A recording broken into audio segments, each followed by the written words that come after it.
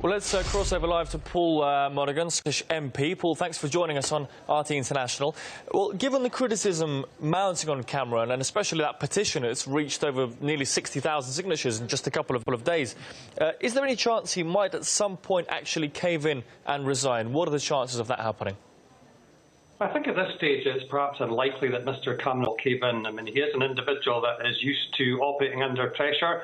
He clearly is under pressure at the moment. I think that perhaps the difference in this case is that the pressure relates to his personal affairs rather than his professional political career. But I think at the moment, unless there are further revelations, Mr Cameron will probably hang on. And last year, of course, Mr Cameron laid out a very clear position, didn't he, on tax evasion. Let's just take a quick listen to that before we move on. If we're to beat corruption, we need transparency. I've taken the lead by pledging much more transparency so that tax avoiders, money launderers and criminals have nowhere to hide their ill-gotten gains. Pretty strong words there from the Prime Minister, yet he has now admitted that he profited from those offshore funds, which are often used to dodge taxes. What do you make of that? I think Mr Cameron's conduct in this whole debacle has been very disappointing. I mean, I think he's been less than open, less than transparent.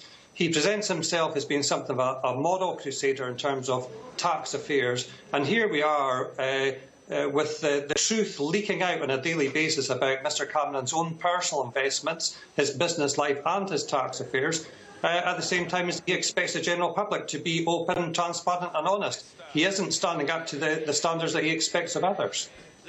And of course, this is a key time for the Prime Minister. Britain's got the upcoming EU membership referendum. Mr Cameron passionately supports staying in the Union. How could these revelations possibly impact that at such a crucial time?